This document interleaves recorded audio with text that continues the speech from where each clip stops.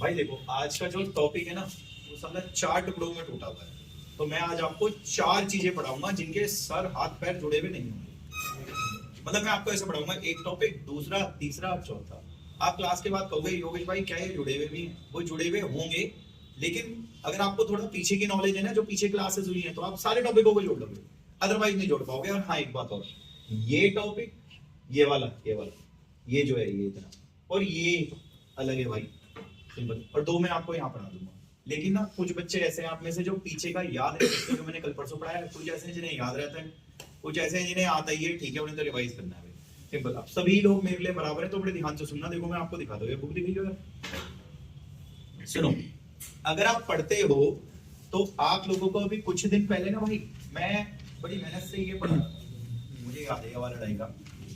अच्छा सुनो, डायलॉग सुनते रहना भाई। मैंने तुम्हें कहा था, ध्यान से सुनना, ये जो है इकोलाई बैक्टीरिया पे पहले कराया गया था, फिर पौधों पे कराया गया था, फिर इंसानों पे कराया गया था। नहीं, पहले मेरे डायलॉग सुन लेना। ये एक्सपेरिमेंट इकोलाई बैक्टीरिया पे कराया गया था, ये यहाँ लिखा हुआ भी है नीचे। सच एस पौधों में भी कराया गया है, जानवरों में भी कराया गया है, इकोलाई में भी कराया गया है। तो आप ये बता दो, क्या ये टॉपिक सिर्फ एक पे कराया गया? नहीं। ये इकोलाई बैक्टीरिया पे भी कराया गया है, तो मैंने यहाँ इकोलाई बैक्टीरिया लिखा हुआ है आपके सामने, इकोलाई बैक्टीरिया में भी कराया गया है। ये और भी जीवों में कराया गया है, तो मैंने लिखा हुआ है कि ये और भी लिविंग ऑर्गेनिज्म में कराया गया है, जैसे पौधों में भी कराया गया है और जानवरों में भी। अब एक बार मैं फिर से कह रहा हूँ भाई, पिछली 2 क्लासेस से मैं ये तुम्हें पढ़ाने की कोशिश कर रहा था, और ये जो एक्सपेरिमेंट है ये इकोलाई बैक्टीरिया में भी कराया गया है, तो फिर इकोलाई बैक्टीरिया, ये और भी जीवों में भी कराया गया है, तो ये और भी जीवों में कराया गया है। मैं आपको एक बात बता दूं, इस टॉपिक के अंदर वैसे आप पढ़ तो रेप्लिकेशन ही रहे थे ना, ये देखो मेन टॉपिक तो रेप्लिकेशन है भाई, सिंपल। एंड आपको एक बात बताऊं, ये जो रेप्लिकेशन आप पढ़ रहे थे ना, मुझसे ध्यान से सुनना, ये जो रेप्लिकेशन आप पढ़ रहे थे, चाहे आप इकोलाई में करा लो, चाहे आप पौधे में करा लो, जानवर में करा लो, किसी में भी करा लो, एक एंजाइम से नहीं होता ये, इसके लिए 5वां एंजाइम चाहिए, सिंपल। ये बहुत आसान है। अब मैं अपनी भाषा में बोलता हूँ, जो मुझे बोलनी चाहिए किताबी भाषा हटा करके। तो भाई किताब हटा करके अगर मैं बोलूँ तो मैं ये बोलूंगा दुनिया का कोई सा भी जिंदा जीव हो, चाहे कुत्ता हो, बिल्ली हो, गाय हो, कोई जानवर हो, इंसान हो, कोई पौधा ले लो आप, आलू, टिंडा, गोभी, घिया, कुछ भी आप ले लो पौधे भाई, सिंपल, सारे जिंदा जीवों में, अरे चाहे इकोलाई क्यों ना ले लो, रेप्लिकेशन एक एंजाइम से नहीं होता, रेप्लिकेशन कराने के लिए पांचों चाहिए रेप्लिकेशन कराने के लिए। और आप जानते हो कि ये पांचों के पांचों क्या है? एंजाइम्स। एंजाइम शायद कैटलिस्ट होते हैं, सिंपल। अब आप शायद पढ़ सकते हो कि एंजाइम कैटलिस्ट होते हैं और ये चाहिए होते हैं इस टॉपिक को कराने के लिए। आपको पता है हम लोग रेप्लिकेशन टॉपिक पढ़ रहे हैं, सिंपल। तो रेप्लिकेशन को कराने के लिए चाहिए ये एंजाइम, ये पांचों के पांचों जो कि साले कैटलिस्ट हैं, सभी जीवों में चाहिए, इसलिए लिखा हुआ है सभी जीवों में चाहिए, चाहे इकोलाई बैक्टीरिया हो या चाहे सिंपल ही है। तो इसलिए अभी किताबी भाषा भी बोलूंगा, किताबी भाषा थोड़ी अजीब सी लिखी है और टुकड़ों में लिखी है, इसलिए तो आप बता देना इन ऑल लिविंग ऑर्गेनिज्म, सभी जिंदा जीवों में, either it is E coli bacteria और इट इज कैबेज और इट इज डॉग और हॉर्स और इंसान, कुछ भी हो, सारा एक्चुअली में रेप्लिकेशन कराने के लिए there is requirement of set of enzymes की जरूरत पड़ती है। पूरा एक सेट चाहिए होता है हमें, 5 का सेट चाहिए आपको, simple. And we know that enzymes are catalyst, simple. अच्छा एक बात और भाई, कितने एंजाइम है? 500 में भाई सबसे मेन तो योगेश भाई मैं हूं, सबसे मेन मैं हूं योगेश भाई, मेरे बिना तो इन 4 का कोई मोल ही नहीं है। एक पल के लिए ये ना हो काम चल जाएगा, लेकिन एक पल के लिए ये ना हो काम नहीं चल पाएगा भाई, सिंपल। ये दिक्कत है एक्चुअली में, एक पल के लिए ये ना हो काम चल जाएगा, एक पल के लिए आपकी बाइक में ना स्पीडोमीटर ना हो, कोई बात नहीं आप चला लोगे बाइक, सिंपल। लेकिन भाई बाइक की कुछ चीजें, 2 टायर तो जरूरी है, वैसे के टायर पॉसिबिलिटी है, सिंपल। एक पल के लिए तुम चारों ना हो काम चल जाएगा, लेकिन तू ना हो तो काम चलेगा ही नहीं। सवाल ये है कि तू काम क्या करता है, मैं आज बताऊंगा ये काम क्या करता है, ऐसा क्या इंपॉर्टेंट है, तो कहता है मैं बताऊंगा मैं क्या इंपॉर्टेंट हूँ, सिंपल ये है। अब भाई आपने ना 2 बातें पकड़ ली, पहला कि रेप्लिकेशन किसी एक एंजाइम के बस की बात नहीं है, रेप्लिकेशन कराने के लिए तो पूरा 5 का सेट चाहिए, सिंपल ये है। और चाहे कोई भी जीव हो, चाहे आप इंसान ले लो, जानवर ले लो, पौधे ले लो, या फिर आप इकोलाई बैक्टीरिया ले लो, ये पांचों चाहिए ही चाहिए भाई, एंजाइम कैटलिस्ट होते हैं, सिंपल। और आपने दूसरी बात ये पकड़ ली कि सबसे मेन एंजाइम जो है वो डीएनए डिपेंडेंट डीएनए पॉलीमरेज है, जिसका काम मैंने बताया नहीं है, पर सबसे मेन यही है, इसके बिना तो योगेश भाई टॉपिक हो ही नहीं पाएगा। आप एक काम करो, वो जो पेज मैं आपको दिखा रहा था उससे भी एक पेज पलटो, the machinery and enzymes topic है, ये एक टॉपिक है भाई, the machinery and the enzymes. इस टॉपिक की मैं आपको सारी लाइनें पढ़ा दूंगा, बस जैसा कहूंगा वैसे पढ़ते रहना, लाइनें सारी हो जाएंगी फटाफट। सुनो, टॉपिक का नाम क्या है भाई? The machinery of enzymes. इसके क्वेश्चंस मैंने आज भेज दिए थे आपको, और पिछली क्लासों पे भी लिंक करके आ गए हैं, किसी पे ना आए हो तो मुझे व्हाट्सएप कर देना, मैं उस पे सेंड कर दूंगा भाई। टॉपिक की जरा फर्स्ट लाइन पढ़ना आराम आराम से। कहता है कोई भी जिंदा सेल हो, देखो लिखा है इन ऑल लिविंग सेल, कोई भी जिंदा सेल हो, चाहे वो ई कोलाई का ही क्यों ना हो यार, एक्चुअली में रेप्लिकेशन की प्रक्रिया को कराने के लिए आपको पूरा एंजाइम्स का सेट चाहिए होता है, और एंजाइम कैटलिस्ट होते हैं। दोबारा पढ़ लो भाई, कोई दिक्कत है तो। टॉपिक की फर्स्ट लाइन में लिखा है इन लिविंग सेल्स, चाहे कोई भी लिविंग सेल हो, जैसे कि उसने लिखा है ई कोलाई क्यों ना हो, लिखा है सच एज ई कोलाई, तो लिखा है रेप्लिकेशन का ये जो प्रोसेस है, रेप्लिकेशन टॉपिक जो है, इसको कराने के लिए सेट ऑफ एंजाइम्स चाहिए भाई, और एंजाइम कैटलिस्ट होते हैं, सिंपल। यार सबसे मेन एंजाइम कौन सा था? डीएनए डिपेंडेंट डीएनए पॉलीमरेज, सबसे मेन है। इसके बाद लिखा हुआ है अगली लाइन में, इस नेक्स्ट लाइन में लिखा हुआ है सबसे मेन एंजाइम तो डीएनए डिपेंडेंट डीएनए पॉलीमरेज है, बस, उसके आगे नहीं पढ़ाया मैंने। अब आप एक बात बताओ, क्या ये अकेला सारा काम करवा देगा या और भी चाहिए? और भी चाहिए योगेश भाई, मैं अकेले तो सारा नहीं करा पाऊंगा योगेश भाई, मुझे ये चारों भी चाहिए, सिंपल, क्योंकि ये सारे ही चाहिए होते हैं योगेश भाई, इसलिए मैं अकेले सारा नहीं करा पाऊंगा, ये भी चाहिए। इस पैराग्राफ को छोड़ के अगले पैराग्राफ की पहली लाइन पढ़ूंगा, अगले पैराग्राफ की पहली लाइन, नेक्स्ट पैराग्राफ की फर्स्ट लाइन, आराम से। In addition to DNA dependent DNA polymerases, एस लिखा होगा उसने, उसमें पॉलीमरेसिस, सिंपल। तो आप ध्यान दीजिए, ये देखिए, इसके अलावा, इन एडिशन, तेरे अलावा और भी तो चाहिए मुझे, तो अकेला ही थोड़ी ना है भाई चाचा चौधरी, ये भी तो चाहिए, और डीएनए डिपेंडेंट डीएनए पॉलीमरेसिस है, एक से ज्यादा। कहता है योगेश भाई मैं 3 प्रकार का हूं, इसीलिए एस लगा हुआ है पीछे, ये बॉय नहीं है बॉयज है, क्योंकि एक से ज्यादा बैठे हैं ना, सिंपल ये है। तो ये पॉलीमरेस नहीं है, पॉलीमरेसिस है, क्योंकि 3 प्रकार के होते हैं ना। अबे काम क्या करते हो? काम बताऊंगा ना योगेश भाई।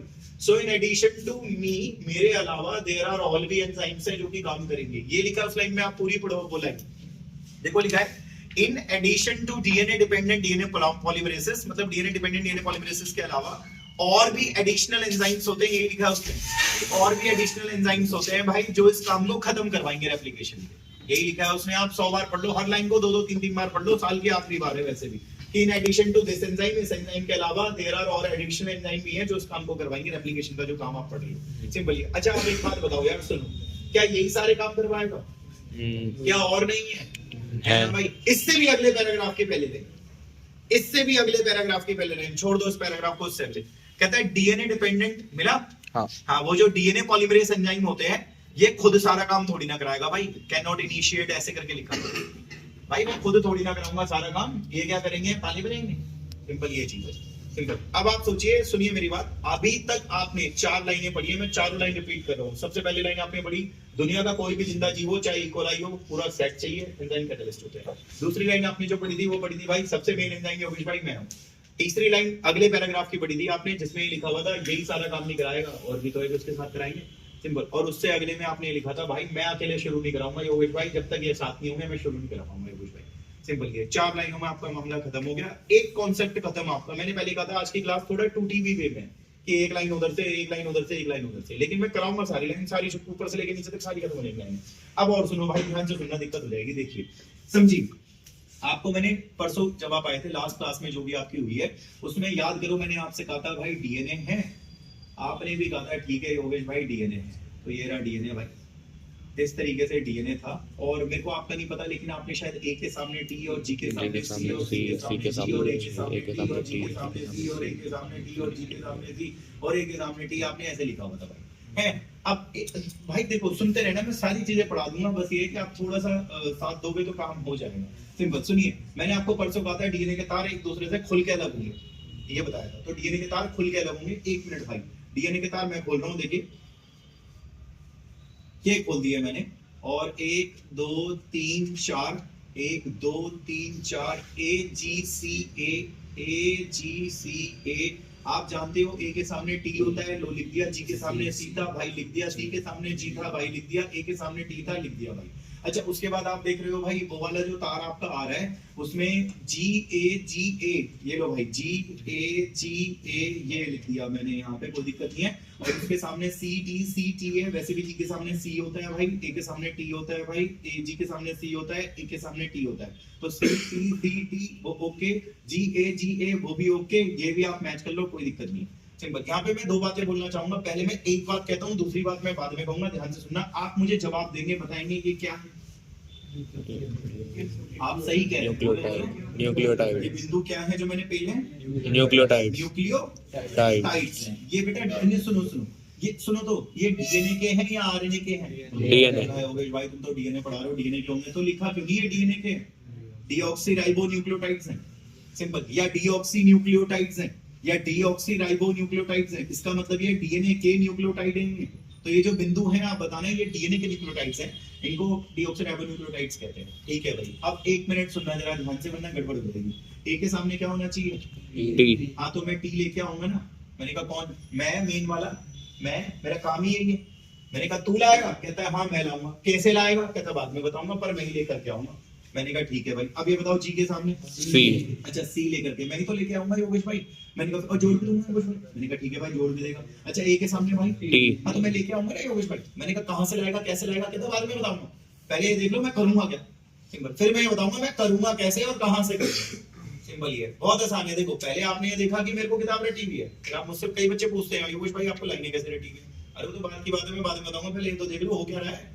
सिंपल, ये वही मैं आपको बता रहा हूँ, थोड़ा सा ध्यान से सुनना भाई। ए के सामने टी चाहिए, मैं लेके आऊंगा, कैसे लाऊंगा, कहां से लाऊंगा वो बाद में बताऊंगा, लेकिन मैं ही लेकर के आऊंगा। जी के सामने सी वाला न्यूक्लियोटाइड चाहिए, मैं लेकर के आऊंगा, साला डीएनए का ही लेकर के आऊंगा, चिंता मत करो। और ए के सामने टी वाला, जी के सामने सी वाला मैं लेके आऊंगा भाई, मैं लेके आऊंगा, इन्हें लेकर के आऊंगा मैं। मैंने कहा और जोड़ भी दूंगा मैं। एक बात बताओ, क्या ये न्यूक्लियोटाइड्स को ला के जोड़ देगा?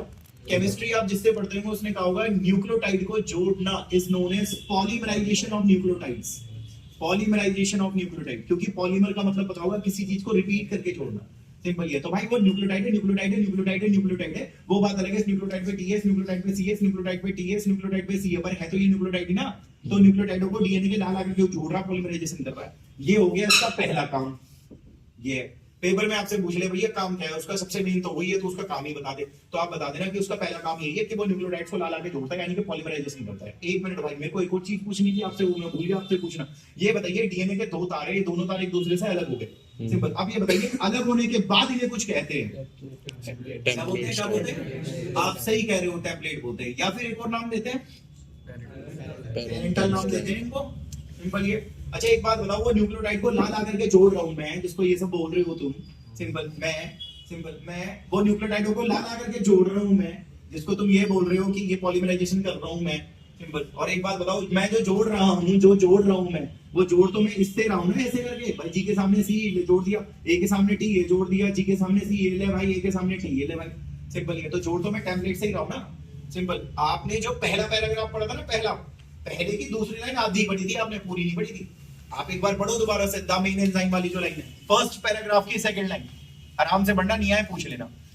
देखो लिखा हुआ है जो मेन एंजाइम है वो है डीएनए डिपेंडेंट डीएनए पॉलीमरेज, और करता क्या है, तो लिखा हुआ है वो डीएनए के टेम्पलेट है ना, जो टेम्पलेट का मतलब ये जो पुराना वाला तार है, लिखा होगा इस पे पॉलीमराइजेशन करता है वो न्यूक्लियोटाइड्स का, ये लिखा होगा कि वो उस पे पॉलीमराइजेशन करता है। पॉलीमराइजेशन का मतलब उसके ऊपर लगा लगा करके जोड़ रहा है वो, सिंपल ये करता है वो। अब ये काम वो कैसे करता है वो मैं आपको बताऊंगा, कहां से करता है वो भी बताऊंगा, सिंपल ये, ठीक है भाई। आसान है, कुछ नहीं है, साला पूछ ले तुमसे कि what is the function of this enzyme, आप बोल देना उस एंजाइम का काम भी बता, तुझे वो क्या करेगा, जो पुराना वाला है टेम्पलेट, इसके ऊपर वो लगा लगा करके जोड़ेगा वो, सिंपल ये उसका काम है। टीचर बोलेगा कहां से जोड़ेगा, कैसे जोड़ेगा, देख कैसे जोड़ेगा, सुन कैसे जोड़ेगा, ध्यान से सुनना, गड़बड़ हो जाएगी देखो। तो मैं यहां ना लिख करके उसको वहां पे ही लिख रहा हूं, सिंपल कि भाई तेरा पहला काम ये है कि तू डीएनए के पुराने वाले का नाम क्या था, टेम्पलेट पर साला पॉलीमराइजेशन करवा रहा है, लगा लगा के जोड़ रहा है, ये पॉलीमराइजेशन करा रहा है, किसको किसको लगा लगा के जोड़ रहा है,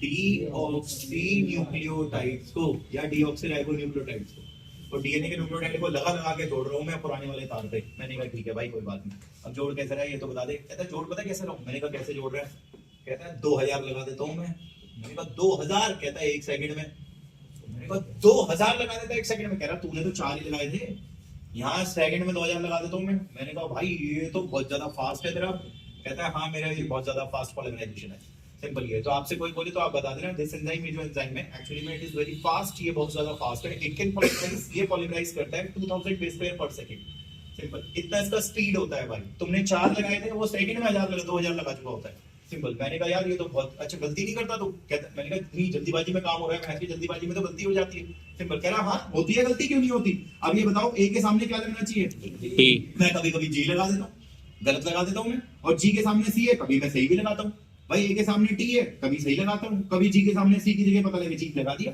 तो मैं कभी कभी गलती भी करता हूँ। लेकिन शायद आप भूल गए हम एक नहीं हम 3 है, सिंपल। पहला वाला लगाने का काम करेगा, वो ये ना देखे वो सही लगा रहे गलत लगा रहे, वो लगाता चले जाएगा।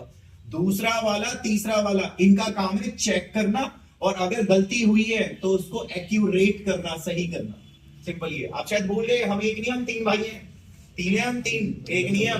तो उनमें से जो पहला वाला है वो तो भाई ध्यान लगाता चले जाएगा, सिंपल। जिसके सामने जो आ रहा है वो लगाता चले जाएगा, पहले वाला, ठीक है। उसके बाद दूसरे और तीसरे वाला क्या करेगा, एक चेक करेगा उनमें से एक सही लगाया, और एक सामने तो ठीक है गलत लगाया है, सिंपल। फिर वो उसको इन्फॉर्म करेगा अबे गलत लगाया है, फिर वो एक्यूरेट कर देगा उसको, उसकी जगह वापस सही लगा देगा, सही होगा, सिंपल। ये सही लगा हुआ है, ये सही लगा हुआ है, ये गलत लगा हुआ है, जी के सामने सी आना चाहिए था, गलत है, वो एक्यूरेट कर देगा उसको, वो उसको सही कर देगा भाई, चलो ये चीज है। तो आप बता देना कि योगेश भाई आप भूल गए शायद वो 3 है, सिंपल। टीचर पूछे उसको बोल देना सर वो 3 थे ना, 3 में से क्या है, एक तो साला पहले धनाधन, वो पेलने के चक्कर में क्या होता है वो गलती करता है वो, तो कहीं कहीं जहां जहां वो गलती करेगा उनमें से एक चेक करेगा और एक उसको सही करेगा, क्योंकि अगर गलती को तुमने सही नहीं करा तो गलत रहना इज म्यूटेशन, आपको पता होगा।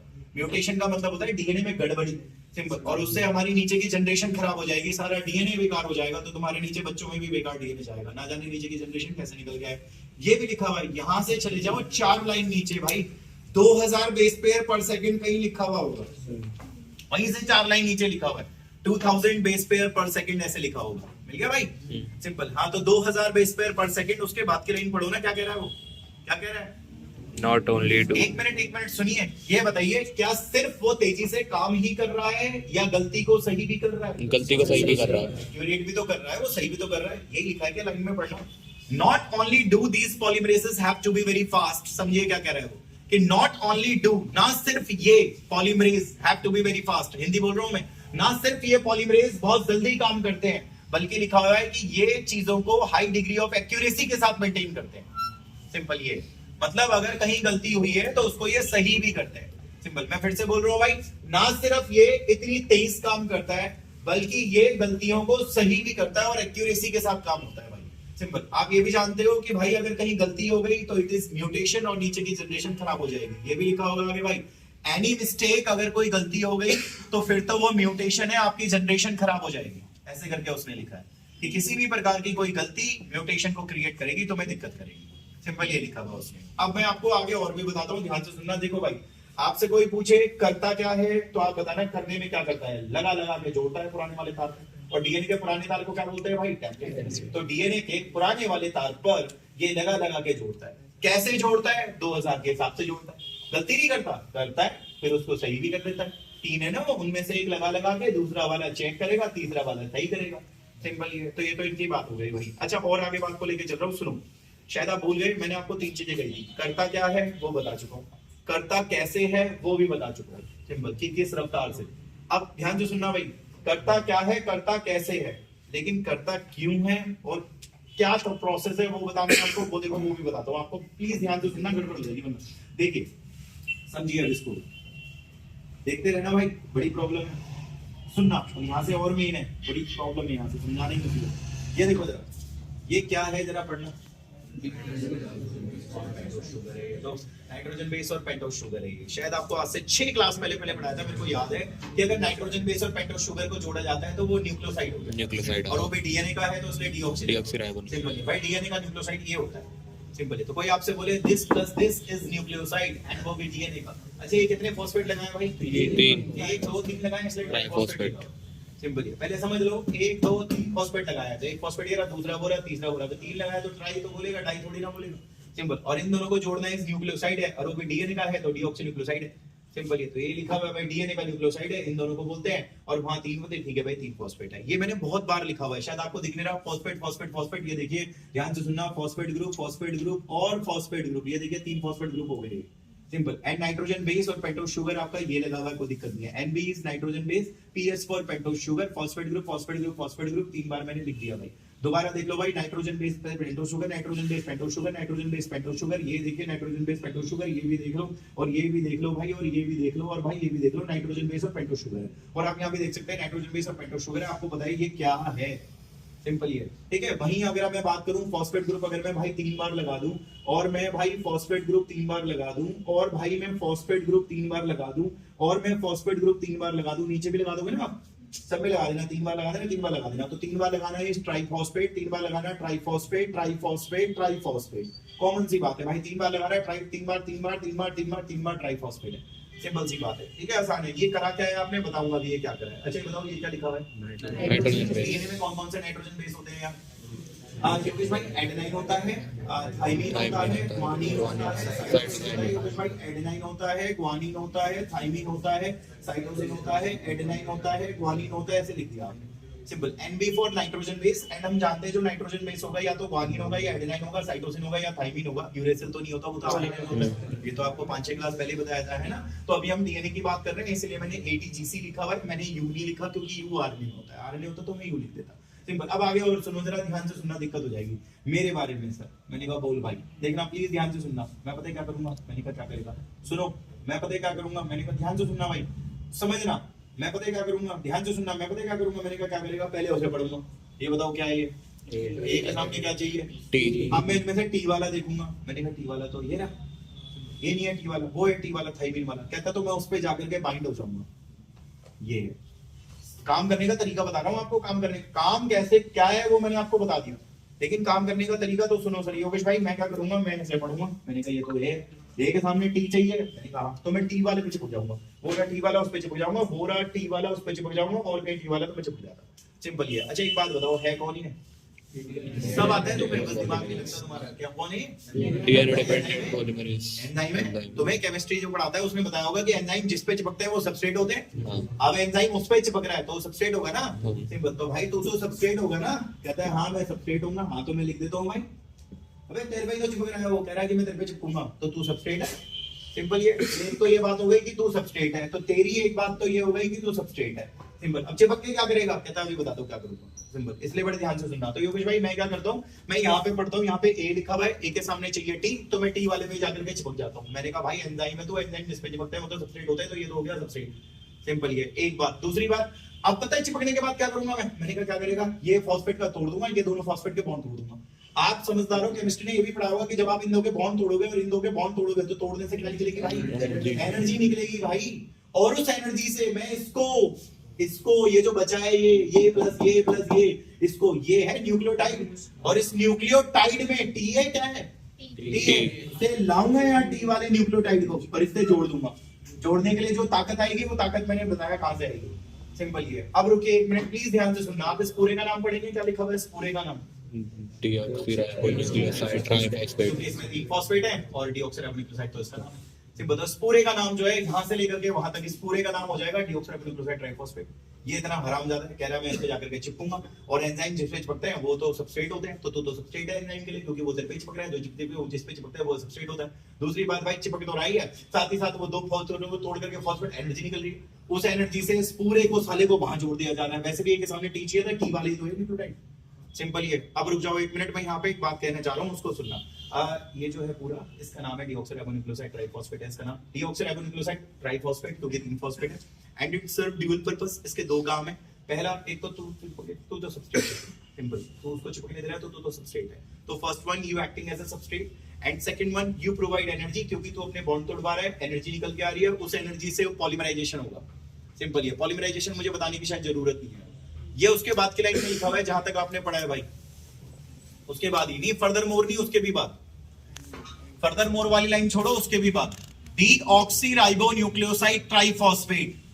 शायद आपको बोर्ड पे दिख रहा होगा कि डीऑक्सीराइबोन्यूक्लियोसाइड ट्राइफॉस्फेट क्या चीज है, सिंपल, तो डीऑक्सीराइबोन्यूक्लियोसाइड ये और ट्राइफॉस्फेट वो, ये पूरे का नाम है, सिंपल लिखा है, सर्व ड्यूअल पर्पस, दो काम करेगा ये। पहला लिखा हुआ है, एक तो ये एंजाइम को चिपका के सबस्ट्रेट वाला काम करेगा, लिखा है कि एक्टिंग एज अ सबस्ट्रेट, ऐसे लिखा होगा, और दूसरा भाई चेक करो कहीं लिखा होगा साला ताकत वाकत देगा पॉलीमराइजेशन के लिए। ताकत कैसे देगा, ब्रैकेट में लिखा होगा अपने दो फॉस्फेट तोड़वाएगा वो, ब्रैकेट में लिखा होगा कि वो दो टर्मिनल फॉस्फेट को तोड़वाएगा, उनसे काफी ताकत आएगी। एटीपी में भी ऐसे ही होता है, क्योंकि एटीपी में भी तीन फॉस्फेट होते हैं भाई, सेम इन एज एटीपी, ऐसे लिखा हुआ है, सिंपल। हर लाइन को आप दो बार पढ़ लो, नहीं आ रहा पूछ लो, फिर भी नहीं आ रहा मैंने पहले कहा मैं सिलेबस पहले करा दूंगा, जब पूछ लेना, वरना क्लास के बाद ही पूछ लो भाई, ये समझ नहीं आया मैं वैसे ही बता दूंगा आपको। अब मैं फिर दोबारा बोल रहा हूँ उस लाइन को, ये देखिए, दिस इज डीऑक्सीराइबोन्यूक्लियोसाइड ट्राइफॉस्फेट, क्योंकि तीन फॉस्फेट है, तेरे दो काम है, एक तो एंजाइम तेरे पे चिपकेगा तो तू तो एंजाइम का सबस्ट्रेट हो गया, और दूसरा तो अपनी तोड़वा के एनर्जी दे रहा है भाई, तो काम होगा तुम्हारा, सिंपल ये। आइए एक बार और समझते हैं इसको, ये देखिए प्लीज। अब सुनो, एंजाइम दिख रहा है ना आपको, ये अब ये अगला रीड करेगा भाई, अब ये अगला रीड, सुनना, अब ये अगला रीड करेगा, देखिए प्लीज, अब वो अगला रीड करेगा, ये बताओ अगला कौन है? जी के सामने कौन सी? सी चाहिए। अब मैं सी वाले पे चिपकूंगा, योगेश भाई सी वाला ये सिंपल, अब मैं इस पे चिपकूंगा। अब बताओ एंजाइम अगर इस पे चिपका तो ये कौन बन गया? सबस्ट्रेट बन गया ये। अब तो तू सबस्ट्रेट बन गया साले, तेरे पे चिपका है वो, अब तो वो है सबस्ट्रेट, सिंपल। अब बताओ चिपकने के बाद क्या करेगा? दो फॉस्फेट तोड़ेगा, और दो फॉस्फेट तोड़ने के बाद ये जो न्यूक्लियोटाइड बचेगा, न्यूक्लियोटाइड सी वाला, इस न्यूक्लियोटाइड को यहाँ ले आएगा, ये ऐसे भी और ऐसे भी जोड़ देगा। ये मत बोलना कि जोड़ने के लिए एनर्जी कहां से आएगी, एनर्जी निकाली थी सिंपल, ये चीज है बेसिकली। तो कोई आपसे बहस करे तो आप बता देना, सिंपल ये, ठीक है। अब ये बताओ क्या जोड़ने जाड़ने के लिए एनर्जी नहीं चाहिए? एनर्जी चाहिए। और भाई एक बात बताऊं, खोलने के लिए भी तो एनर्जी चाहिए, खोलने के लिए भी एनर्जी चाहिए भाई, सिंपल ये। तो भाई ये एनर्जी रिक्वायरिंग प्रोसेस है। इसमें तार जो तुमने खोल ले हैं, या के लिए भी एनर्जी चाहिए, और ये इसके लिए भी एनर्जी चाहिए। इसलिए वो जो लाइन आपने छोड़ी थी फर्दर मोर, उसमें यही लिखा हुआ है कि फर्दर मोर और ज्यादा देखें तो भाई रेप्लिकेशन हल करना है, इसमें एनर्जी चाहिए, एनर्जी एक्सपेंसिव प्रोसेस है, ऐसे करके लिखा हुआ है, इसमें एनर्जी लगती है, ये एक एनर्जी एक्सपेंसिव प्रोसेस है, साफ लिखा हुआ उसमें। आइए मैं आपको एक और बात बताता हूँ, इसको भी थोड़ा ध्यान से सुनना भाई, समझ रहे हैं इस बात को, देखो सुनो, इसे मिटा रहा हूं मैं, नई तरीके से समझा देता हूँ आपको। इसी में ही कॉन्सेप्ट, ये देखिए एक फोल्ड और बना रहा हूँ ऐसे करके, ये बना दिया मैंने, और यहाँ पे मैं लगा रहा हूँ ए के सामने टी लगा रहा हूँ, थोड़ा खुला हुआ, जी के सामने सी लगा रहा हूँ और ए के सामने टी लगा रहा हूँ, सिंपल। अब ये देखिए जरा प्लीज ध्यान से सुनना, समझना, देखना, तार बोलूं कितने फोल्ड हैं? 3।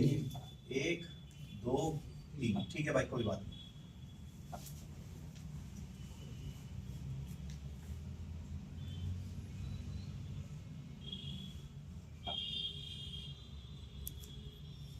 भाई ए जी सी ए, सी टी सी और टी, और ए जी ए, ये तो इस वाले की आ गई भाई कोड आपके हैं। अब इस वाले के लगाते हैं भाई टी सी जी टी, जी ए, और भाई उधर आ जाएगा टी सी टी। वैसे भी ए के सामने टी होता है, जी के सामने सी होता है, ए के सामने टी, जी के सामने सी, ए के सामने टी, सही तो चल रहा है, सिंपल ये बताइए। नहीं ध्यान से सुनना भाई, यहाँ पे क्या बोलूंगा मैं उसको भी समझना, प्लीज ध्यान से सुनना। देखो एक तो ये ऑप्शन था कि आप दोनों तारों को एक ही बार में फाड़ के साले अलग अलग लेकर के घूमो, ब्लड चले गए आप। एक तो ऐसा काम नहीं करता योगेश भाई, मैं बिल्कुल नहीं करता मैं ऐसा काम। मैंने कहा क्यों? कह रहा भाई पूरा बांटने के लिए तो बहुत एनर्जी चाहिए, इतनी एनर्जी थोड़ी ना मेरे पास, मैं भी तो किस्तों में ला रहा हूँ एनर्जी, कभी उस पे चिपको से तोड़ तो एनर्जी, कभी उस पे चिपको से तोड़ तो एनर्जी। सिंपल। अब एक बार में तोड़ने के लिए तो पता नहीं मेरे को ही कितने तोड़ने को, इतना नहीं हो भाई मैं। सिंपल, इतना नहीं हो मैं। सिंपल। अच्छा एक मिनट सुनो तो, एक सेकंड में कितने? 2000। तो एक सेकंड में कितनों पे चिपकेगा? 2000 से एक लिमिटेड एनर्जी आएगी ना, उतना ही खोदूंगा योगेश भाई। सिंपल। यानी कि आप पता क्या कहोगे इंग्लिश में? आप ये कहोगे कि डीएनए कैन नॉट, ध्यान से सुनना, DNA can not unwind over its entire length. मतलब डीएनए एक बार में पूरा नहीं खुलता, इतनी ताकत नहीं है योगेश भाई। मैं भी एक बार में कोई 2 लाखों पे नहीं चिपकता कि 2 लाख में हो जाए। सिंपल। पता है डीएनए पूरा कब खुलेगा? जब मैं एक सेकंड में 3.3 into 10 की पावर 9 पे चिपकूंगा, क्योंकि इतने ही होते हैं बेस पेयर। सिंपल। जब मैं सारों पे चिपक जाऊंगा, और डिप्लॉयड है तो उस पे 6.6 होते हैं, याद करो। सिंपल ये। जब मैं एक सेकंड में सारों पे चिपक जाऊंगा, सारे फाड़ दूंगा मैं। सिंपल। लेकिन दिक्कत यह है कि योगेश भाई मैं एक सेकंड में 2000 पे चिपकता हूं, तो एनर्जी भी मेरी उतनी आती है कि वो 2000 के लिए खुलेगा, वो सारा खुलेगा। सिंपल ये। तो कोई आपसे कहे कि क्या डीएनए अपनी पूरी लेंथ पे खुल जाता है? बोलना नहीं, पूरी लेंथ में नहीं खुलता, फिर बोलना वो थोड़ा ही खुलता है। Only a small helix of DNA can be unwind. Simple. Not पूरी एंटायर लेंथ। टीचर बोलेगा व्हाई? बोलना बिकॉज़ तू भूल गया, it is energy requiring process. Simple. उसको बोलना recall that it is energy requiring process. और वो 2000 पे चिपक के एक लिमिटेड एनर्जी आएगा, उस लिमिटेड से वो लिमिटेड ही खुलेगा, वो पूरा नहीं खुलेगा। सिंपल। ये बात भी बता दो कहां है। आपने ये वाला पैराग्राफ तो खत्म कर लिया आपने पढ़ के। सेकंड पैराग्राफ, एक लाइन तो पढ़ ली थी उसकी, एक लाइन पढ़ ली थी ना आपने, तो आप अगली लाइन पढ़ो ना उसकी, जहां लिखा है फॉर लॉन्ग डीएनए। एक लंबा डीएनए जो है, लंबा तो होता ही है डीएनए। कोई एक और याद आ गया मुझे, मैंने तुम्हें पढ़ाया था हमारे इंसान का डीएनए कितना होता है? 2.2 मीटर। 2 मीटर तो बहुत होता है भाई। 2 मीटर मतलब एक हाथ 2 हाथ। अरे भाई सच्ची में हमारा डीएनए लंबा होता है। तो भाई फॉर लॉन्ग डीएनए मॉलिक्यूल, अब पढ़ो ना आगे क्या लिखा है। क्या कह रहे हैं? हाँ, फॉर लॉन्ग डीएनए मॉलिक्यूल, जो डीएनए का मॉलिक्यूल है वो लंबा होता है, तो उसके जो दोनों तार होते हैं वो पूरे एंटायर लेंथ में अलग नहीं होते, सिर्फ थोड़ा, ये लिखा ना उसने, क्योंकि बहुत ज्यादा ताकत चाहिए होती है इसलिए लिखा होगा, थोड़ा सा ही तार खुलता है, ये भी लिखा होगा। आप एक बार पढ़ लो उसको, 2-4 बार पढ़ लो। उसने लिखा हुआ है डीएनए काफी लंबा होता है फॉर लॉन्ग डीएनए मॉलिक्यूल, तो इसलिए डीएनए के दोनों तार पूरे एंटायर लेंथ तक नहीं खुलते, मतलब पूरे नहीं खुलते ये तार भाई, इतनी ताकत नहीं है हमारे पास। सिंपल। तो लिखा हुआ है इसलिए थोड़ा सा ही हिस्सा खुलता है। आगे मत पढ़ना, रेप्लिकेशन फॉरवर्ड मैंने नहीं पढ़ाया है। सिंपल ये, ठीक है, आसान है, कुछ नहीं है। मैं तभी कह रहा हूँ भाई क्लास ना थोड़ी अजीब है, और आज के बाद 2-4 क्लास ऐसे ही हो, वैसे भी जेनेटिक्स है, तो थोड़ा दिमाग लगाना है। अब आप पहले सोच लो कहीं ऐसा ना हो पीछे का भूल गए हो, पढ़े पढ़े जा रहे हो, क्लास के बाद सारा ब्लैंक हो गया। एक तो मैंने तुम्हें कहा ये 5 एंजाइम चाहिए, एंजाइम कैटलिस्ट होते हैं, हर जीव को चाहिए, चाहे इकोलाई क्यों ना हो। सिंपल। सबसे मेन एंजाइम मैंने आपको बता दिया है, वो 3 प्रकार का होता है भाई। वो जल्दी काम तो करता ही करता है, जल्दीबाजी के चक्कर में गलत भी करता है, मगर ऐसा नहीं गलत करने के बाद छोड़ देता है, चेक करके उसको सही भी कर देता है भाई। सिंपल। ये बताया मैंने आपको ये भी बताया कि वो बदतमीज इन पे चिपकेगा, और चूंकि इन पे चिपकेगा तो ये क्या हो गए, सबस्ट्रेट हो गए भाई। सिंपल। दूसरा तोड़ करके एनर्जी आएगी, वो जुड़ जाएगा वहां पे। सिंपल सी बात है भाई। मैंने आपको ये भी बताया इसका क्या नाम है, वो मैंने बता दिया था भाई। सिंपल। इतने को बोलोगे डीऑक्सीराइबोन्यूक्लियोसाइड है, वो 3 फॉस्फेट और ट्राइफॉस्फेट है भाई। सिंपल। ये बहुत आसान है, कुछ नहीं है, पढ़ोगे नहीं तो भाई नहीं हो पाएगा ना। डीएनए पूरा एक बार में नहीं खुलता, क्योंकि बहुत ताकत चाहिए होती है, इतनी नहीं है हमारे पास ताकत। 1 2 3 4 5 6 7 8 9 10 11 नहीं होते भाई, ये 6.6 into 10 की पावर 9 होते हैं, तो बहुत है। मैं एक सेकंड में 2000 ही खोल पाऊंगा योगेश भाई, सारा नहीं खोल पाऊंगा मैं, उतनी ताकत नहीं है मेरे पास। मैंने कहा ठीक है भाई। सिंपल। अच्छा एक चीज और है भाई योगेश भाई, एक और बात बतानी है मुझे। मैंने कहा बता। कहता है ध्यान से सुनना, मैं नया तार बनाऊंगा। मैंने कहा हाँ तू नया तार बनाएगा, लेकिन शायद आपने पढ़ा होगा, मैं नया तार जो बनाऊंगा 5 से 3 की डायरेक्शन में बनाऊंगा सिर्फ। मैंने कहा मैं नहीं समझा। कहता है मैं अभी समझाता हूँ ना आपको, कि मैं जो नया तार पॉलीमराइज कर रहा हूँ, ये जो मैं ऐसे रख रख के जोड़ रहा था, ये मैं 5' से 3' की डायरेक्शन में जोड़ूंगा योगेश भाई सर। मैंने कहा मैं समझा नहीं। कहता मैं अभी समझा देता हूँ, आप उसके समझ। ये भी लिखा हुआ है रेप्लिकेशन फॉर के बाद वाली लाइन पढ़ो, जहां काले रंग से रेप्लिकेशन फॉर के उसको छोड़ो, उसके बाद वाली लाइन आराम से। कहते हैं जो डीएनए डिपेंडेंट डीएनए पॉलीमरेज होते हैं, ये सिर्फ एक ही दिशा में पॉलीमराइजेशन कराते हैं, और वो 5 से 3 है, ये लिखा हुआ है। जहां काले रंग से रेप्लिकेशन फॉर के उसके बाद की लाइन है, साफ साफ लिखा हुआ है डीएनए डिपेंडेंट डीएनए पॉलीमरेज सिर्फ एक ही दिशा में पॉलीमराइजेशन करते हैं, नया तार बनाते हैं, और वो 5 से 3 की डायरेक्शन है ओनली। अब ये क्या बोल दिया है वो समझते हैं क्या बोल दिया है। देखिए भाई ध्यान से सुनना। सपोज मान लो एग्जांपल के लिए, देखिए मैं इस तार को पहले खोल रहा हूं, तो ये तार मैंने ऐसे खोल दिया, ये देखिए इस तरीके से मैंने खोल दिया भाई, और मैंने आपको पहले ही कहा था सारा एक बार में नहीं खुलेगा, थोड़ा थोड़ा करके खुलेगा, क्योंकि इतनी ताकत नहीं है कि हम एक बार में सारा खोल दे। और यहाँ पे आपने ये जो चार बना रखे हैं भाई, ए जी सी ए, इट्स ओके, ठीक है, ए जी सी ए ये बना लिया आपने। उधर आपने लिखा है T C G T, it's okay. इधर आपने लिखा है, उसके बाद अगले में जी ए, और उस साइड में लिखा हुआ है सी टी करके लिखा हुआ है आपने भाई। और फिर यहाँ पे आप जो ये वाला तारे घूम के यूं आ रहा है, तो यहाँ पे आएगा ए जी ए, और उस साइड में आपका जाएगा T C T, it's okay. बाकी आप समझदार हो, ऐसा भी नहीं है, बिल्कुल नर्सरी के बच्चों को पढ़ा रहा हूँ, शायद मैच कर ही सकते हो, सिंपल ही है, ठीक है। अब ये बताओ, ये खुला हुआ है या वो खुला हुआ है? ये खुला हुआ है ना। एक मिनट भाई बताता हूँ आपको, अगर ये तार 3 डैश से 5 डैश है, तो वो वाला तार 5 डैश से 3 डैश हो गया।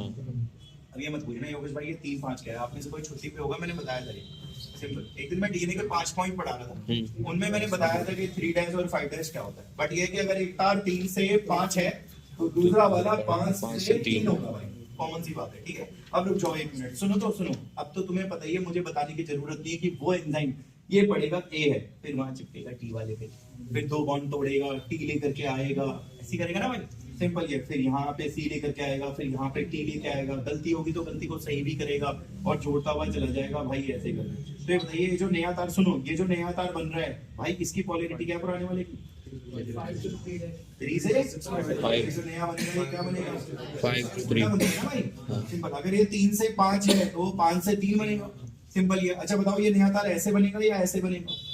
ऐसे, पहले ये फिर वो, इसका मतलब ऐसे, सिंपल। तो ऐसे, तो ये बताइए, ये जो चल रहा है, ये 5 से 3 चल रहा है या 3 से 5 चल रहा है? 5 से 3 चल रहा है, मैंने तो यही कहा था, 5 से 3 चलेगा नया तार, सिंपल। यही तो मैं कह रहा हूँ आपसे कि नया तार 5 से 3 चलेगा, इट्स ओके। अब यहाँ पे मैं थोड़ा शॉर्टकट मारूंगा, फर्स्ट टर्म में मैंने थोड़ा डिटेल में लिया था, लेकिन अब शॉर्टकट जो मैं अब बोलूंगा, सिंपल। इसलिए पहले पुराना सुन लो, मैंने आपसे पुराने में कहा, ए के सामने टी लाएगा, जी के सामने सी लाएगा, ए के सामने टी लाएगा, सिंपल। आप देख रहे हो ये ऐसे में लगाता जा रहा है, ऐसे में नहीं, पहले मैंने ये नहीं लगाया, पहले मैंने ये लगाया, सिंपल। तो मैं ऐसे में नहीं ला रहा, मैं ऐसे में ले जा रहा हूँ, सिंपल। अगर पुराना तार 3 से 5 है, तो नया वाला 5 से 3 होगा, 5 से 3 ही बात हुई थी, सिंपल ये। अच्छा मैंने कहा ठीक है भाई, कोई बात नहीं। अब रुको एक मिनट, ध्यान से सुनना भाई, मैं चलता भी कुछ कैसे हूँ, आपने मेरी शक्ल देखी है? मैंने कहा नहीं। कहता मेरे पास 2 एक्टिव साइट होती है, मैंने कहा मैं नहीं समझा। कहता ये बात एनसीईआरटी में नहीं लिखी, मेरे पास 2 एक्टिव साइट होती है, 2 एक्टिव साइट। मेरी शक्ल देखी है? मैंने कहा नहीं, ऐसे होता हूँ। मैंने कहा ऐसे? कहता हाँ ऐसे होता हूँ। मैंने कहा तेरे पास 2 एक्टिव साइट है? कहता 2 है, एक ये है और एक ये है, सिंपल। ये 2 एक्टिव साइट हो गई, एक ये वाली मान लो आप और एक ये वाली मान लो आप, ये 2 एक्टिव साइट है। मैंने कहा फिर क्या करेगा? कहता सुनो योगेश भाई, मैं क्या करूंगा, मैं ये रहा हाथ मान लो मेरा, ये शेप, सिंपल ये है, और मेरे पास 2 एक्टिव साइट है, एक ये नहीं है कुछ, सिंपल ये 2 एक्टिव साइट है, एक है और एक है। मैंने कहा करेगा क्या? कहता देख भाई, मैं क्या करूंगा, पहले यहाँ ये मेरी एक्टिव साइट है, ये चिपक गया। मैंने कहा ठीक है भाई, ए के सामने क्या लगाएगा? टी। फिर मैं ऊपर जाऊंगा, जी के सामने क्या लगाएगा? सी। फिर मैं ऊपर जाऊंगा, ए के सामने क्या लगाएगा? टी। और देखो सुनो, अब मैं उधर भी बना दूंगा ऐसे, सिंपल। थोड़ा डायग्राम अलग से लेता हूँ, रफ डायग्राम ये देखिए जरा प्लीज, ये देखिए। अब क्या है, वो जाएगा, देखो इस साइड ऐसे जाता है यार, वो मैं सीधा सीधा बता देता हूं, ऐसे चलता है वो, ऐसे। ये उंगली देखना है, अंगूठा, और ये देखो, सिंपल।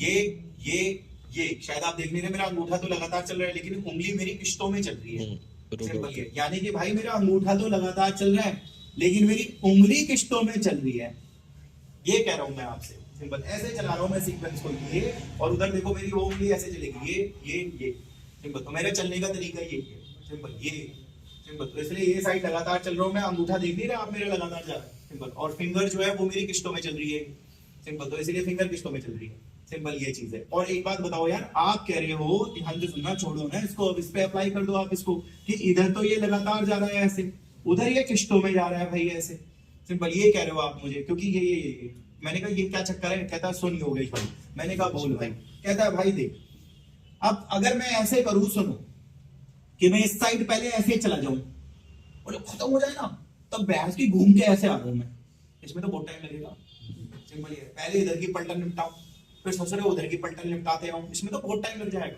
सिंपल। इसीलिए आप एक काम करो, वो कहते हैं ना एक पंथ दो काज, ये वाला काम कर लो आप, कि दोनों साइड एक साथ लेते चलो, ये गड़ ऊपर तक पहुंचोगे, दोनों तरफ हो चुका होगा, सिंपल। इस साइड भी हो चुका होगा और उस साइड भी फेल चुके होंगे आप, सिंपल। वहीं आप पहले इस साइड जाओगे, फिर उस साइड आओगे, अरे बंदे का टाइम लगाओगे, सिंपल। इसलिए दोनों साइड फैलते चले।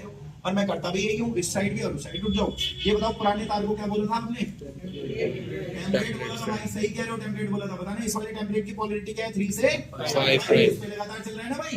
हाँ तो लिख दो यहाँ पे कि इस पे कॉन्टिन्यूअस चल रहा है भाई, सिंपल। अच्छा इस वाले टेम्पलेट की पोलैरिटी क्या है भाई? 5 से 3, उस पे बेलगातार चल रहा है ना, तो आप इस पे लिखोगे डिसकंटीन्यूअस चल रहा है। पहले बोलना सीख लो, मैं भी सब सिखा दूंगा तुम्हें, पहले यहाँ देख लो ना, वरना दिक्कत हो जाएगी मुझे ही समझाने में। मैं कह रहा था पुराना वाला तार जो है वो टेम्पलेट है, और पुराने वाले तार की पोलैरिटी 3 डैश से ऊपर 5 डैश है, उस पे चल रहा है लगातार कंटीन्यूअस। और साला उधर वाला जो तार है टेम्पलेट पुराना, वो 5 डैश से 3 डैश है, उस पे चल रहा है वो बेलगातार। सिंपल। एक बात और बता दूं मैं आपको, सुनो, इसकी पोलैरिटी क्या बताएंगे हम? तो यहाँ क्या लगाऊं? 5 से 3, 5 से 3। इसकी बताना भाई, 5 से 3, इस पे क्या लगाऊं? 3 से 5 लगाऊं। एक मिनट, ये नया तार है या वो नया तार है? ये नया तार है। आप ये बताएंगे, ये जो नया तार है, प्लीज, ये जो नया तार है, ये नया तार ऐसे बन रहा है या ऐसे बन रहा है? ऐसे बन रहा है। ऐसे का मतलब 5 से 3 की तरफ बन रहा है या 3 से 5 की तरफ बन रहा है? 5 से 3 की तरफ। कुछ कहा था ना मैंने, 5 से 3 की तरफ कहा था ना, 5 से 3 की तरफ। सिंपल। और शायद आपको दिख नहीं रहा, ये नया तार 5 से 3 की तरफ कहा तो था। 5 से 3 की तरफ जाऊंगा तो ये नया तार 5 से 3 की तरफ जा रहा है, देखो हो रहा है, नया तार 5 से 3 की तरफ जा रहा है, कहा तो था मैंने।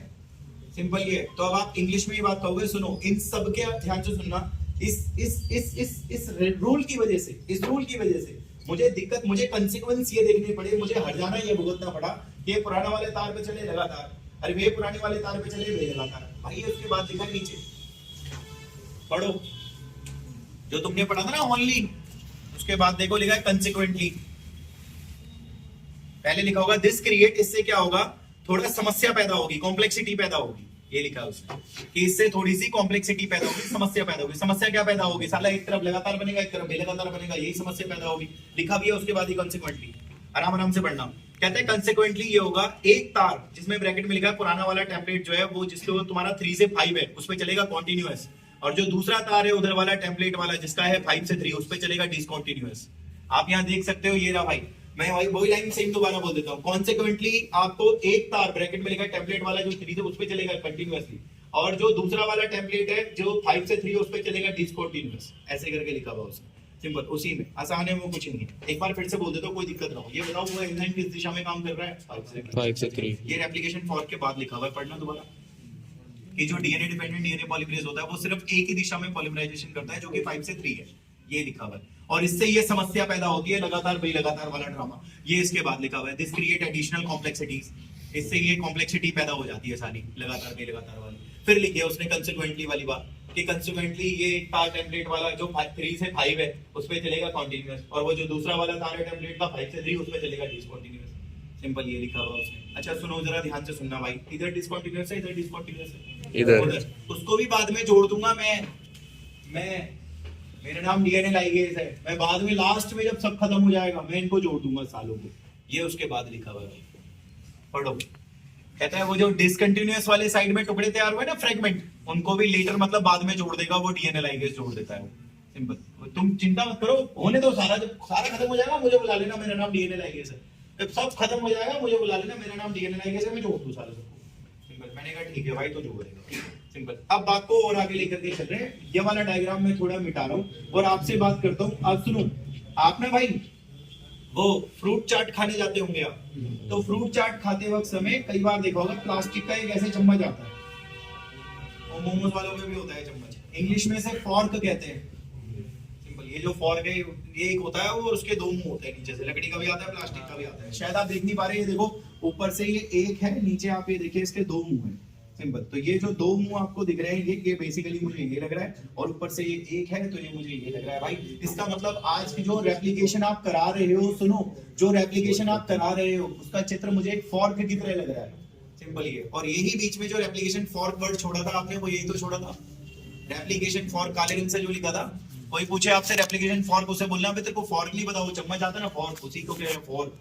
अब उसमें क्या होता है, नीचे उसके 2 होते हैं तो ये 2 हैं, और ऊपर 1 होता है तो ये ऊपर अभी 1 ही है। सिंपल, तो इसलिए रेप्लिकेशन फॉर्क है भाई। बगल वाले पेज पे डायग्राम बन रहा है, बगल वाले पेज पे चित्र बन रहा है, उसमें सुनिए, ये ब्लू कलर के तार हैं, ये वाले, ये तार ब्लू कलर के, ये वाले जो तार हैं ये ब्लू कलर के, और जो वो नए बन रहे हैं वो रेड कलर के। आप जरा चेक करो, उधर किश्तों में बन रहे होंगे रेड वाले, इधर देखो लगातार बन रहे होंगे। इंग्लिश में लिखा भी होगा इधर कॉन्टिन्यूअस उधर डिसकंटिन्यूअस लिखा हुआ है। क्या आप मुझे बता सकते हैं पुराने वाले तारों का क्या नाम था? टेम्पलेट। लिखा होगा शायद पुराने वाले तारों का नाम टेम्पलेट या पैरेंटल कहीं लिखा होगा, और नए बनने वाले तार तो न्यूली सिंथेसाइज्ड स्ट्रैंड है, वो भी लिखा हुआ है। सिंपल, आसान तो है यार, चित्र बनाना आता है वो भी नहीं बना पाओगे तो कैसे चलेगा, तो डायग्राम बना लेना तुम।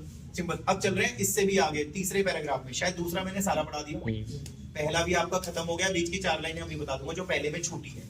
अब तीसरे में चल रहे हैं, तीसरे की पहली लाइन हो गई थी, हाँ। फर्स्ट लाइन ये देखिए, सुनिए ध्यान से सुनना भाई, देखो समझना जो बोलूंगा भाई, ये डीएनए है। अब ये देखिए सुनिए, ये रहा, ये रहा,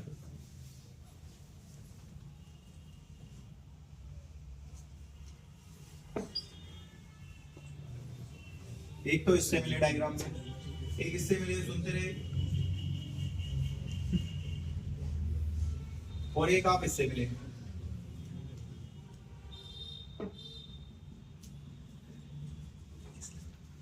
तीन चित्र दिख रहे हैं आपको, और तीनों चित्र में आप फर्क देख सकते हैं। मुझे ऐसा लग रहा है कि तो बीच से ही खोल दिया आपने, सिंपल। मुझे ऐसा लगता है कि वो ऊपर से खोला है आपने, और मुझे ऐसा लगता है कि वो नीचे से खोला है, सिंपल। ये इसका मतलब यहाँ एप्लीकेशन बीच से शुरू हुआ है, वहां एप्लीकेशन टॉप से शुरू हुआ है, और वहां एप्लीकेशन बॉटम से शुरू हुआ है।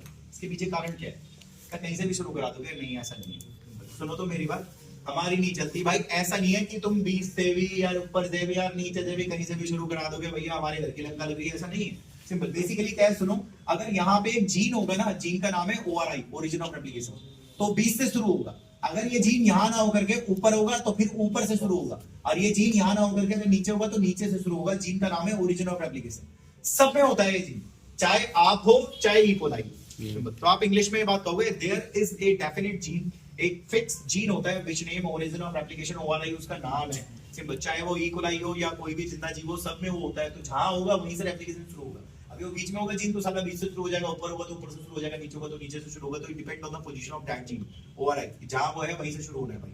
तीसरे पैराग्राफ की पहली लाइन पढ़ी थी ना, दूसरी पढ़ो, देखो लिखा है देयर आर डेफिनेट, ऐसे लिखा है भाई। थर्ड पैराग्राफ की फर्स्ट लाइन पढ़ ली थी, सेकंड उसमें लिखा हुआ है देयर आर डेफिनेट रीजन, कि हिंदी बोल रहा हूं मैं, एक्चुअली में यहाँ पे होते हैं फिक्स इलाके, ये कह रहा हूं। देयर आर डेफिनेट रीजन, कुछ फिक्स इलाके होते हैं, चाहे फिर वो इकोलाई हो या कोई भी हो, और वहीं से रेप्लिकेशन शुरू होता है भाई। उसका नाम ओरिजिन ऑफ रेप्लिकेशन लिखा हुआ है, सिंपल। ये तो बता देना कि wherever this gene which name ORI, जहां वो ORI जीन है वहीं से शुरू होगा। अब बीच में तो बीच से शुरू होगा, ऊपर है तो ऊपर से शुरू होगा, नीचे तो नीचे से शुरू होगा। तो तुम देख लेना कहाँ है, वहीं से शुरू होना है भाई।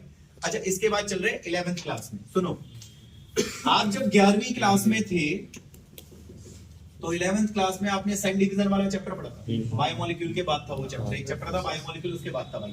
उसके अंदर याद करो, G1 phase, S phase, G2 phase, prophase, metaphase, anaphase, phase ही फेज थे उसमें, अगर तुम्हें याद हो तो। सिंपल, इंटरफेस, सिंपल, तो उसमें फेज थे। तो आपने 11th क्लास में वो चैप्टर पढ़ा था एक सेल डिवीजन वाला, उसके अंदर G1 phase, S phase, G2 phase, prophase, Meta phase. भाई ये बताओ आज की क्लास में आप पढ़ क्या रहे थे? रेप्लिकेशन, डीएनए का रेप्लिकेशन पढ़ रहे थे आप। आज की क्लास में डीएनए का रेप्लिकेशन पढ़ रहे थे। ये आज की पूरी क्लास इस फेज में चलती है, एस फेज, एस फेज में। और हाँ भाई, इनमें से कोई सा भी फेज प्रोकैरियोटिक सेल में होता ही नहीं। ये सारे फेज आपको यूकैरियोटिक सेल में देखने को मिलते हैं। प्रोकैरियोटिक सेल में तो फेज ही नहीं होता। जो तुम में पढ़ने वाला बच्चा है अभी उसके लिए प्रोकैरियोटिक सेल में स्पिंडल फाइबर बनते ही नहीं है। जब प्रोकैरियोटिक सेल में स्पिंडल फाइबर ही नहीं होंगे, तो स्पिंडल फाइबर नहीं होंगे तो प्रो, मेटा, एना, टेलो घंटा चलाओगे तो स्पिंडल फाइबर तो इसी में बनते हैं, सिंपल। और प्रोकैरियोटिक सेल में तो सेंट्रियोल वेंट्रियोल कुछ नहीं होता। एस फेज में सेंट्रियोल डबल होता है, जब प्रोकैरियोटिक सेल में सेंट्रियोल ही नहीं तो एस फेज क्या घंटा बनाएगा, सिंपल। ये अच्छा, ये G1 फेजेस में माइटोकॉन्ड्रिया, गोल्जी अपरेटस, अरे प्रोकैरियोटिक सेल में तो माइटोकॉन्ड्रिया, गोल्जी अपरेटस नहीं होते, सिंपल। तो इसलिए इनमें से कोई सा भी फेज ना भाई प्रोकैरियोटिक सेल में होता ही नहीं है। ये सारे फेज यूकैरियोटिक सेल में होते हैं, और यूकैरियोटिक सेल के एस फेज में आज की क्लास चलती है। जो मैंने तुम्हें सब पढ़ाया आज की क्लास में, ये सारे पैराग्राफ एस फेज में चलते हैं भाई यूकैरियोटिक सेल में। ये लिखा हुआ है पड़ोसी पेज पे, आप पढ़ते पढ़ते पड़ोसी पेज पे तो आ ही गए थे। ऊपर से जो सेकंड पैराग्राफ है ना, उसके देखो 2 लाइन नीचे लिखा होगा, सेकंड पैराग्राफ 2 लाइन नीचे पड़ोसी पेज पे लिखा होगा, यूकैरियोटिक सेल के एस फेज में चलती है आज की क्लास। ये लिखा हुआ, पढ़ लो भाई, ये लिखा हुआ उसने कि यूकैरियोटिक सेल के अंदर एस फेज में आज की क्लास चलती है, सिंपल। अब ये 5 क्वेश्चन ले लो, उसके बाद मैं आपको एक छोटा सा टॉपिक पढ़ाऊंगा, क्लास खत्म हो जाएगी, सिंपल। तो ये टॉपिक बाद में, पहले 5 क्वेश्चन सुनना जरा ध्यान से। आपको पता है ना आज की क्लास में कौन कौन से एंजाइम यूज हो रहे हैं, याद कर लेना, ये क्वेश्चन है भाई, सिंपल। केडी के कौन कौन से एंजाइम यूज हो रहे हैं मैंने बता दिया भाई। आपको पता है ना आज की क्लास का सबसे मेन एंजाइम कौन था, और आपको पता है कि भाई उसके काम करने की रफ्तार क्या है, वो गलती नहीं करता है, ऐसा नहीं है कि गलती नहीं करता, करता है तो उसे सही भी कर देता है भाई। आपको ये भी पता है ना, डीएनए एक बार में पूरा नहीं खुलता, क्योंकि बहुत ज्यादा ताकत चाहिए होती है, तो थोड़ा सा ही खुलता है भाई, सिंपल। अच्छा, आपको ये भी पता है कि फॉर्क क्यों कहा गया था, क्योंकि वो फॉर्क के अपीयरेंस में था आज का जो है। और 5वें में आपको पढ़ना है कॉन्टिन्यूअस डिसकॉन्टिन्यूअस वाली बात, कि जिस तार में 3 से 5 है उस पर कॉन्टिन्यूअस चल रहा था, जिसपे 5 से 3 है उस पे डिसकंटीन्यूअस चल रहा था। ये बताओ, डिसकंटीन्यूअस वाले डिसकंटीन्यूअस ही रहते हैं, कोई एंजाइम उन्हें जोड़ता भी है? जोड़ता भी है। वो कौन सा एंजाइम है? DNA ligase. लाइगेज है जो जोड़ता है। क्या रेप्लिकेशन कहीं से भी शुरू हो जाता है? नहीं भाई, वो वहां से ओरिजिन ऑफ रेप्लिकेशन जो जीन है वो जहां होगा वहीं से रेप्लिकेशन शुरू होगा। वैसे आज की क्लास चल कौन से फेज में? S phase. ये देखिए, आप क्वेश्चन सुनना, ये क्वेश्चन है और यही वो टॉपिक है जो मैं कह रहा था कराने के बाद आपकी क्लास खत्म। ये देखिए, सेल में एस फेज हो गया है एस फेज। एस फेज का मतलब क्या हो गया होगा भाई? रेप्लिकेशन हो गया भाई, सिंपल। डीएनए का रेप्लिकेशन हो गया, सिंपल। ठीक है, ध्यान से सुनना भाई। तो सेल में क्या हुआ? सेल में एस फेज हो चुका है, मतलब रेप्लिकेशन हो चुका है, पर सेल डिवीजन नहीं हो रहा है। ये दिक्कत है भाई, सिंपल। ठीक है, तो पूछेगा तुमसे कि अगर सेल डिवाइड नहीं हो रहा, और वे ये कर चुका है, इसके दो भाषाएं घुमा देता हूं मैं, दो लैंग्वेज घुमाता हूं। देखो सुनो, इंग्लिश में पहली लैंग्वेज, इफ, ध्यान से सुनना, cell division is not followed by S phase, ये पहला, या इसी को चेंज कर देता हूं, cell division is not followed by DNA replication. बात एक ही, सिंपल ये है भाई, सेल डिवीजन ही नहीं हो रही इसके बाद, या सेल डिवीजन ही नहीं हो रही इसके बाद, इसी में ही तो वो होता है। बात तो एक है, तुम ये बोलो या ये बोलो, एक ही बात है। और ये क्वेश्चन आपने करा भी होगा, ये क्वेश्चन है, बहुत फेमस क्वेश्चन है, उसमें पूछता है सेल डिवीजन हो ही नहीं रहा इसके बाद। अरे यही तो वो है, तू ये बोल, चाहे ये बोल कि एस फेज के बाद नहीं हो रहा है, डीएनए रेप्लिकेशन के बाद नहीं हो रहा, बात तो एक ही है। तो वो क्वेश्चन को दो तरीके से पूछ सकता है आपसे, इसके अलावा उस पर कोई तरीका नहीं होगा कि cell division is not followed by S phase और cell division is not followed by DNA replication, तो व्हाट वुड हैपन, क्या होगा? तो आप बताना, पता है क्या होगा? डीएनए रेप्लिकेशन तो हो गया है, तो सेल में 2 न्यूक्लियस तो हो गए होंगे, क्योंकि डीएनए रेप्लिकेट हो गया है तो डबल तो हो ही गए होंगे न्यूक्लियस। लेकिन अब सेल डिवाइड ही नहीं होगा, तो ऐसे ही तो रहेगा। और आपको पता है सेल का ऐसा होना पॉलीप्लॉइडी है, इसे पॉलीप्लॉइडी कहते हैं। पॉलीप्लॉइडी का मतलब सेल में न्यूक्लियस तो 2 है, पर सेल टूट ही नहीं रहा, तो सेल ऐसे का ऐसे ही है, बस उसमें न्यूक्लियस 2 है, इसे पॉलीप्लॉइडी कहते हैं भाई। और ये बात लिखी हुई है, जहां पे एस फेज वाली लाइन अभी पढ़ी है ना आपने, उसके बाद की लाइन में लिखा होगा उसने, एस फेज के बाद की लाइन देखो, लिखा होगा उसने डीएनए रेप्लिकेशन के बाद सेल डिवीजन नहीं हो रही, तो लिखा होगा ये पॉलीप्लॉइडी है, रिजल्टिंग टू पॉलीप्लॉइडी, ऐसे लिखा होगा। लाइन है भाई उसके बाद लिखी हुई कि सेल डिवीजन जो है वो डीएनए रेप्लिकेशन के बाद नहीं हो रहा, तो क्या होगा? तो बोलना पॉलीप्लॉइडी होगा, सेल में 2 न्यूक्लियस रहेगा, सिंपल ही है। तो ये चीज कह रहा है आपसे। अच्छा भाई, मैंने ना वो एक्सपेरिमेंट, उससे पीछे रेप्लिकेशन और आज की क्लास के एक साथ क्वेश्चन भेज दिया, तो वो क्वेश्चन आप कर लेना कल। ये बताओ, छुट्टी है तो 1 बजे बुला लूं दिन में? ट्यूसडे है, बुला लो।